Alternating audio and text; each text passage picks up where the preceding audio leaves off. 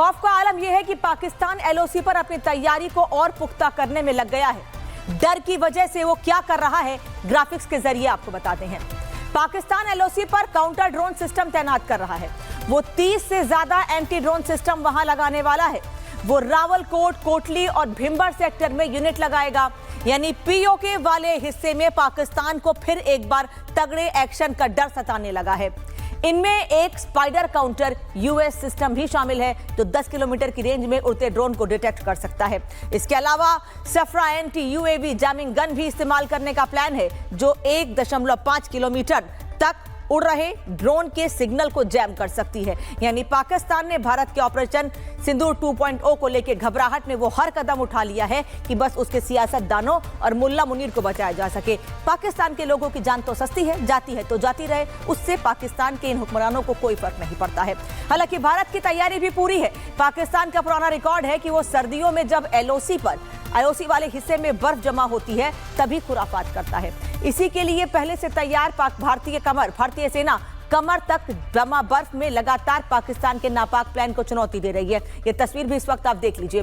भारतीय फौज जम्मू कश्मीर के किश्तवाड़ और डोडा में एलओसी के पास लगातार सक्रिय है, ताकि ना तो पाकिस्तानी सेना कोई गफलत कर पाए और ना ही उसके भेजे भाड़े के आतंकी। और पीओके के इलाके में पाकिस्तान जानबूझकर सुरक्षा बढ़ा रहा है।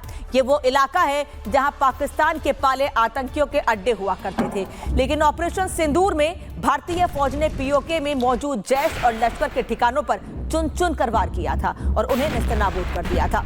ऑपरेशन सिंदूर में भारत ने पाकिस्तान के बिलों में छिपकर बैठे 100 से ज्यादा आतंकियों को जहन्नुम तक पहुंचा दिया था और इसी बात का डर पाकिस्तान को सता रहा है। तभी इन सभी जगहों पर दुनिया भर के हथियार तैनात कर दिए हैं। लेकिन भारत बस एक कदम उठाएगा और पाकिस्तान का नामो निशान मिट जाएगा, ये सब जानते हैं। लेकिन खबर है कि जैश पीओके में एक बार फिर एक्टिव होने की तैयारी में लग गया है और इसी वजह से पाकिस्तान की सेना ने एलओसी के करीब ड्रोन रोकने वाले सिस्टम तैनात किए हैं। क्या है जैश ए मोहम्मद का प्लान, आपको इस ग्राफिक्स में दिखाते हैं कि आखिर जैश का प्लान क्या है। लेकिन भारत ने भी उसको खत्म करने के लिए, उनके इस प्लान को नस्तनाबूद करने के लिए क्या कदम उठाए हैं, ये भी आपको बताएंगे। तो सूत्रों का दावा है कि 1 जनवरी से जैश पीओके के मीरपुर में 7 दिन का एक आतंकी कैंप लगाने वाला है। इसका फैसला शुक्रवार को बहावलपुर में जैश के कमांडरों की जमात में लिया गया। जैश ने इस कैंप का नाम तरबिया ट्रेनिंग कैंप रखा है और आतंकी संगठन जैश ने बालाकोट जैसी जगहों पर रैलियां भी बढ़ा दी हैं, जिनमें खास तौर पर बच्चों को बुलाया जा रहा है। छोटे छोटे बच्चों का ब्रेन वॉश किया जा रहा है। इसके अलावा जैश ने सबके सामने यह स्वीकार कर लिया है कि पिछले कुछ दिनों से भारत में आतंकी हमले करने वाला कश्मीर टाइगर्स जैश से जुड़ा हुआ है। भारत के जम्मू कश्मीर में हुए कई हमलों में कश्मीर टाइगर्स नाम के संगठन का नाम सामने आया है।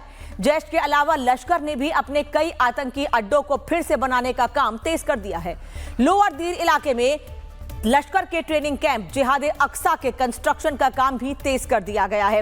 यानी भारत ने पाकिस्तान में पल रहे सभी आतंकी और उनके ठिकानों पर नजर बनाई हुई है और यही वजह है कि भारत कभी भी पाकिस्तान के इन आतंकी अड्डों को खत्म कर सकता है। लेकिन पाकिस्तान अंदर ही अंदर बेहद डरा भी हुआ है। उसे ऑपरेशन सिंदूर 2.0 का खौफ दिन रात सता रहा है। इस बीच प्रधानमंत्री मोदी ने पाकिस्तान को एक बार फिर ऑपरेशन सिंदूर की याद दिलाकर पाकिस्तान के डर को बढ़ा दिया है।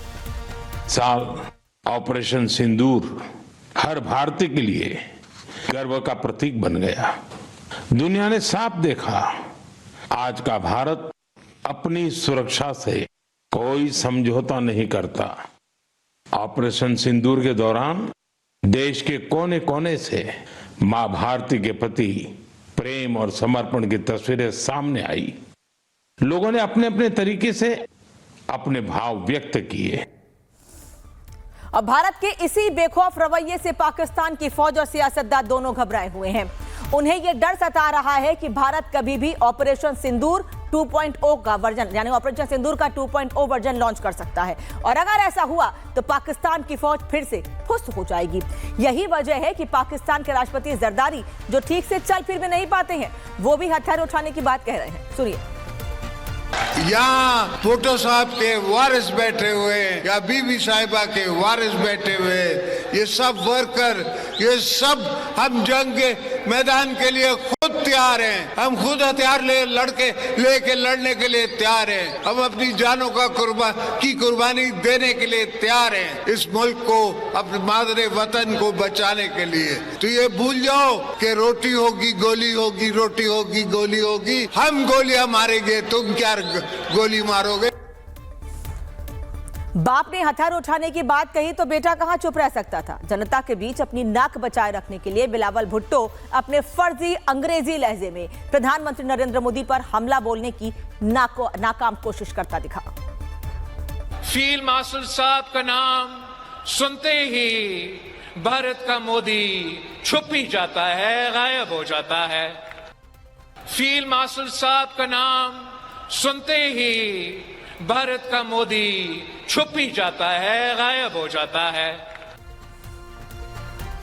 हालांकि पाकिस्तान के साथ समस्या यही है कि झूठ बोलने की स्क्रिप्ट सब तक नहीं पहुंच पाती है, तभी तो वहां का कोई ना कोई नेता दुनिया में पाकिस्तान के झूठे दावों की पोल खोल ही देता है।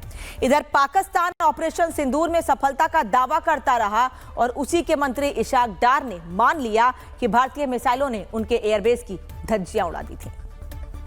79 आउट ऑफ 80 ड्रोन जो थे उसको न्यूट्रलाइज कर दिया गया और एक सिर्फ ये ड्रोन था जिसने हल्की सी एक मिलिट्री इंस्टॉलेशन पे थोड़ी सी यानी उसको डैमेज किया और कुछ से वहां जख्मी हुए। और पाकिस्तानी मंत्री के इस कबूलनामे के बाद बीजेपी प्रवक्ता शहजाद पूनावाला ने विपक्ष को घेर लिया है।